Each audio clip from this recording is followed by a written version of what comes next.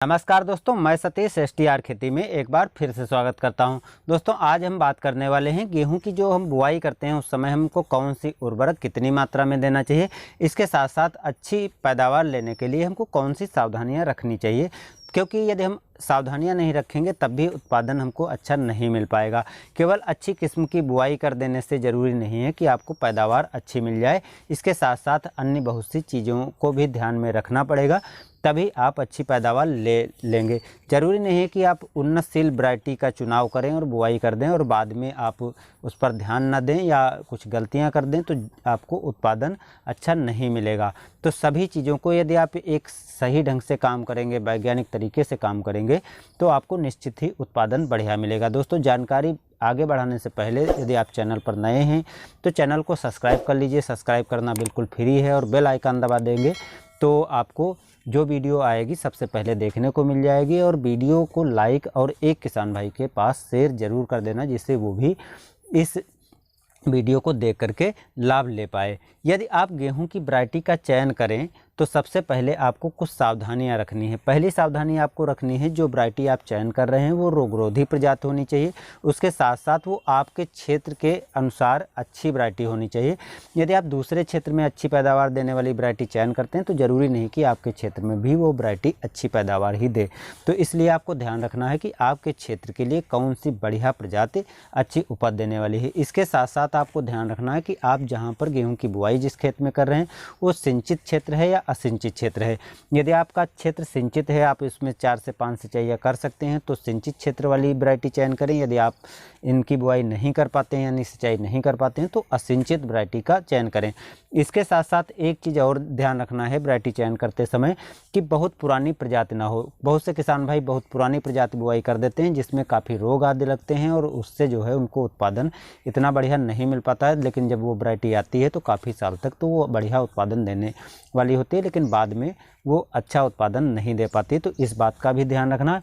इसके साथ साथ एक चीज़ और ध्यान रखना है, जिस समय आप गेहूं की बुआई कर रहे हैं तो उस समय आपको कौन सी वैरायटी अच्छा उत्पादन देगी, यानी कौन से समय में कौन सी वैरायटी की बुआई करना है। इस बात का भी ध्यान रख के आप वैरायटी का चयन करें, जिससे आप एक शुरुआती स्टेज से ही बढ़िया पैदावार लेने के तरीके को अपना पाएंगे।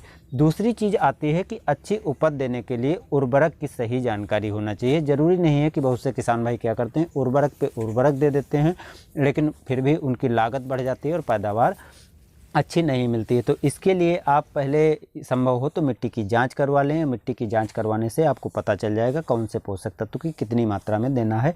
तो वहाँ पर आप उर्वरक की बचत भी कर सकते हैं और आप उत्पादन भी बढ़िया ले पाएंगे। लेकिन ऐसा करना संभव नहीं है तो आपको कितनी मात्रा में कौन सी उर्वरक देनी है उसके बारे में हम आगे बात करेंगे। पहले आपको ध्यान रखना है कि आप जिस भी फसल की बुआई करें, गेहूं की फसल की बुआई करने के पहले आप जो कंपोस्ट है उसकी 30 से 40 कुंतल मात्रा 1 एकड़ में ज़रूर डालें।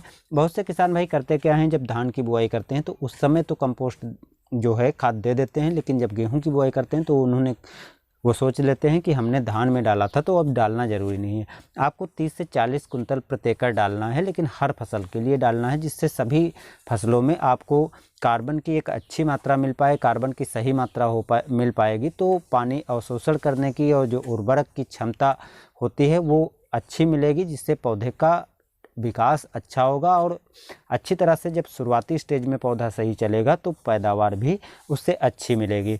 एक चीज़ और दोस्तों है, बहुत से किसान भाई नाइट्रोजन, फास्फोरस और पोटास 3 सूक्ष्म तत्वों की बुआई करते हैं और अन्य तत्वों को छोड़ देते हैं और बाद में उसमें अन्य तत्वों की कमी दिखाई पड़ती है, जिससे उनको नुकसान होता है यानी पैदावार गिर जाती है। तो पूरी मेहनत करने पर भी इतना बढ़िया लाभ नहीं मिलता है। तो अब हम बात करेंगे कि यदि हम गेहूं की बुआई कर रहे हैं तो बुआई करते समय कौन सी उर्वरक की कितनी मात्रा हमको देनी है, जिससे पैदावार अच्छी मिले, और साथ में हम क्या मिला कर दें जिससे हमको एक अच्छी पैदावार अपने खेत से मिल सके, यानी बढ़िया पैदावार कम लागत में भी मिल सके।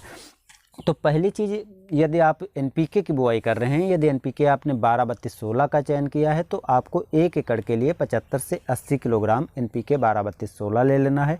इसके साथ में आपको 25 से 30 किलोग्राम यूरिया मिला लेना है। 20 किलोग्राम आप म्यूरेट ऑफ पोटाश जो आती है उसको ले लेना है। इसके साथ में 5 किलोग्राम माइक्रोन्यूट्रिएंट्स ले लेना है। माइक्रोन्यूट्रिएंट्स में सभी जो अन्य सूक्ष्म तत्व होते हैं वो मौजूद होते हैं, इसलिए अन्य सूक्ष्म तत्व आपको डालने की आवश्यकता नहीं है। बहुत से सूक्ष्म माइक्रोन्यूट्रिएंट्स आते हैं, सल्फर भी होती है, तो आप इसकी मात्रा 8 से 9 किलोग्राम कर लें, जिससे आपको अलग से जिंक और सल्फर नहीं देनी पड़ेगी। लेकिन यदि आपके माइक्रोन्यूट्रिएंट्स में जिंक और सल्फर नहीं है तो 5 किलोग्राम जिंक 33% वाली और 5 किलोग्राम सल्फर अलग से मिला करके देना पड़ेगा।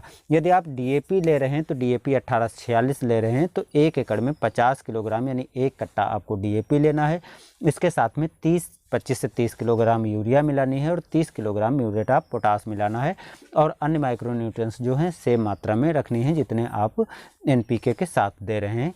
यदि आप सिंगल सुपर फास्फेट दे रहे हैं तो सिंगल सुपर फास्फेट आपको 1 एकड़ के लिए 150 किलोग्राम यानी 3 कट्टे देने पड़ेंगे। 40 किलोग्राम आपको यूरिया मिलानी पड़ेगी और 20 किलोग्राम आपको म्यूरेट ऑफ पोटास मिलाना पड़ेगा। इसके साथ साथ माइक्रोन्यूट्रिएंट्स भी आपको 5 किलोग्राम देना है। हाँ, सिंगल सुपर फास्फेट दे रहे हैं तो आपको सल्फर देने की आवश्यकता नहीं पड़ेगी अतिरिक्त रूप में, लेकिन जिंक आपको मिलानी पड़ेगी। यदि आप एनपीके 20-20-0-13 दे रहे हैं तो आपको 80 किलोग्राम 20-20-0-13 एनपीके लेनी पड़ेगी। 30 किलोग्राम आपको पोटास अलग से मिलाना पड़ेगा और 20 से 25 किलोग्राम आपको यूरिया मिलाना पड़ेगा। तो इसमें से आप कोई यदि उर्वरक ले रहे हैं तो इस चीज़ को ध्यान रखना, और तीनों में आपको माइक्रोन्यूट्रिएंट्स तो अलग से देने ही रहेंगे, तभी आप अच्छी पैदावार लेने के लिए सभी पोषक तत्वों की पूर्ति अपने गेहूं की फसल के लिए कर पाएंगे। यदि आप हल्की मिट्टी वाले क्षेत्र के रहने वाले हैं तो आपको ध्यान रखना है कि जो मात्रा है उसकी पूरी मात्रा आपको बुआई के समय नहीं देना। हाँ, भारी मिट्टी है या आपके वहाँ हल्की मिट्टी नहीं है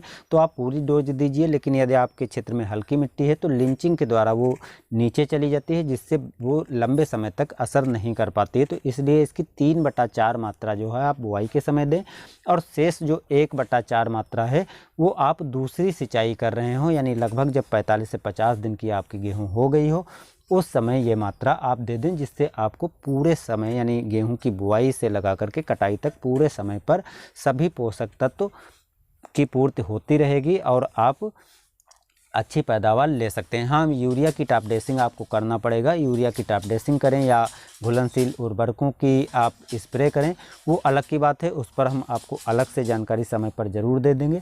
लेकिन दोस्तों, इन बातों को आपको ध्यान रखना है कि माइक्रोन्यूट्रिएंट्स आपको ज़रूर लेना है, और यदि आप एनपीके, डीएपी या सिंगल सुपर फास्फेट ले रहे हैं तो कौन सी ले रहे हैं उसकी सही डोज देनी है। माइक्रोन्यूट्रिएंट्स के साथ साथ जिंक सल्फेट और पोटास भी साथ में आपको सही डोज में मिला करके देना रहेगा। तो आज के लिए दोस्तों इतनी ही जानकारी। उम्मीद करता हूं कि इस जानकारी से आपको ज़रूर लाभ मिलेगा। यदि आप ऐसी ही जानकारी पाना चाहते हैं तो एक बार फिर से कहेंगे, आप चैनल पर नए हैं तो सब्सक्राइब करके बेल आइकन दबा लें, जिससे आने वाले वीडियो आपको समय पर मिलती रहे। इसी के साथ दोस्तों